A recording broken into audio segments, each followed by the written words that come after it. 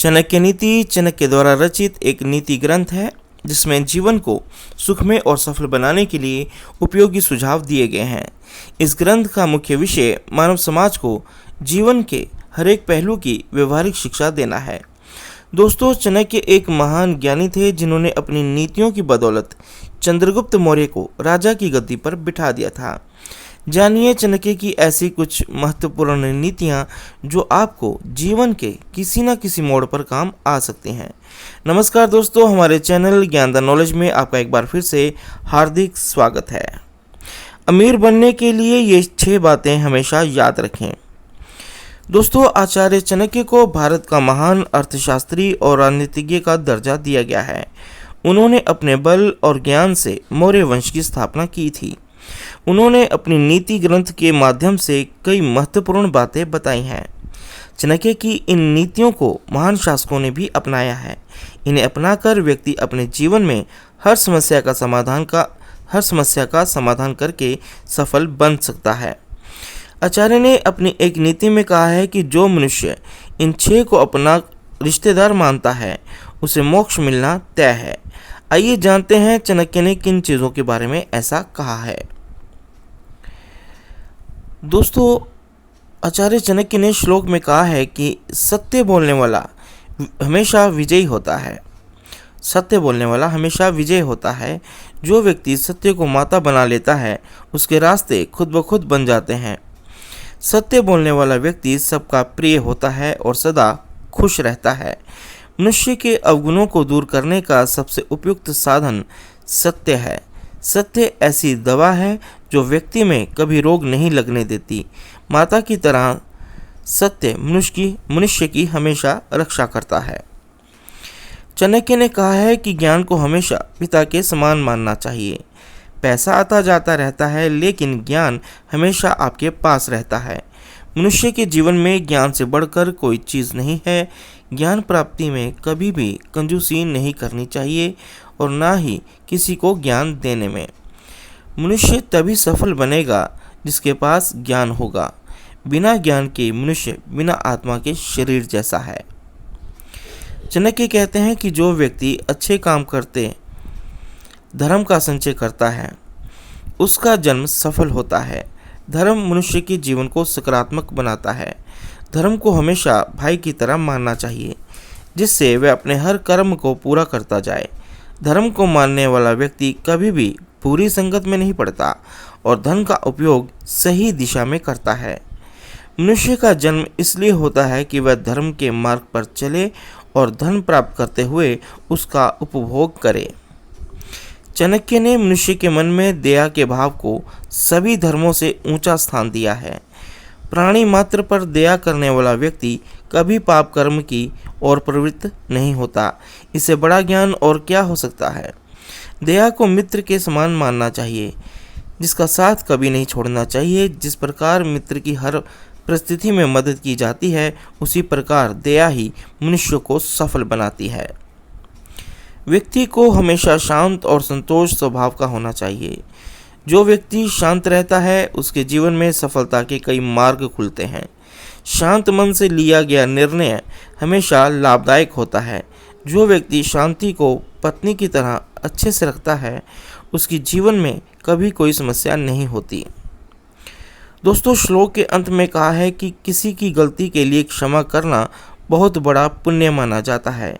हमारी संस्कृति हमें क्षमा करने की शिक्षा देती है।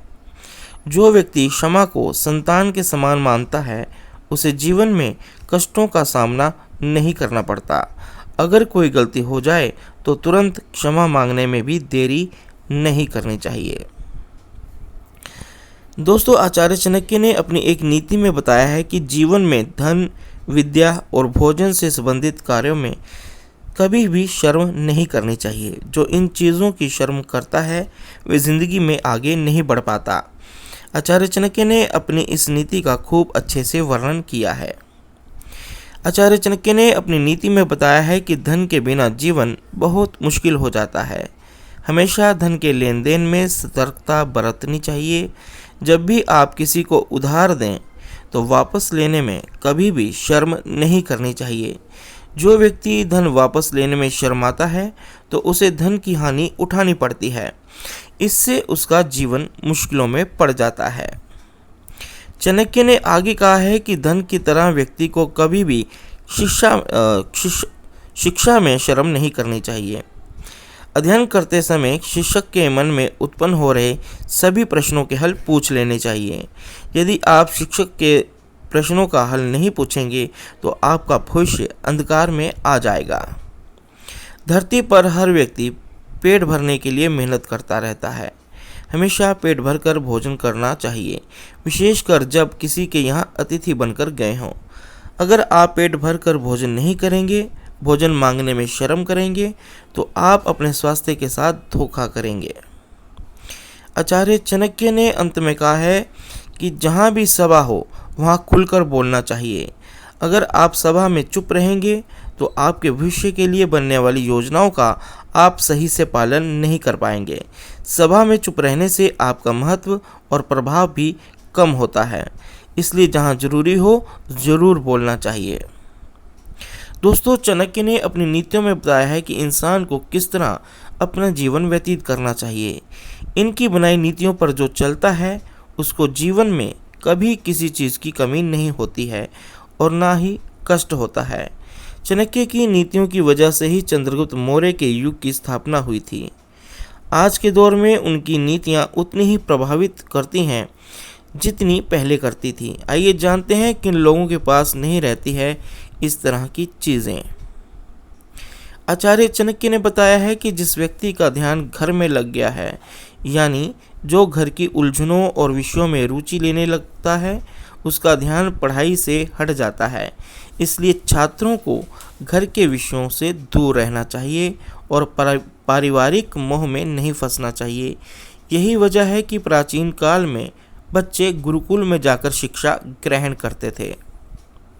श्लोक में आचार्य चाणक्य ने आगे कहा है कि जो व्यक्ति मांसाहारी है उससे दया की उम्मीद नहीं करनी चाहिए। जो व्यक्ति जानवर पर दया नहीं कर सकता है, इंसान पर तो वह कभी भी नहीं कर सकता। मांस तामसिक भोजन है, इससे तमोगुण बढ़ता है, जिससे दया की भावना दबकर रह जाती है। जिस व्यक्ति में धन का लालच होता है उस पर कभी भरोसा नहीं किया जा सकता है। धन का लालची इंसान हमेशा इसी चक्कर में लगा रहता है कि वह किस तरह और धन को इकट्ठा कर सकते हैं। इसके लिए वह मर्यादा को भी ताक पर रख देता है। चाणक्य कहते हैं कि ऐसे व्यक्ति से सत्य की उम्मीद नहीं कर सकते हैं, इनमें सच्चाई नहीं होती है। चाणक्य ने आगे बताया है कि जिस व्यक्ति का आचरण सही नहीं होता है वह न केवल शरीर से बल्कि मन से भी पवित्र नहीं रहता है। जो व्यक्ति हमेशा काम भावना के बारे में ही सोचता है वह कभी पवित्र नहीं होता है। इसे चाणक्य ने अपने शब्दों में कहा है कि व्यभिचार कभी शुद्ध नहीं होता है। तो उम्मीद है दोस्तों ये जानकारी आपको अच्छी लगी हो। अगर अच्छी लगी हो तो इसे लाइक करें, अपने दोस्तों के साथ शेयर करें और हमारे चैनल ज्ञानदान नॉलेज को सब्सक्राइब करें। मिलते हैं एक अगले वीडियो में एक नई जानकारी के साथ। तब तक के लिए जय हिंद।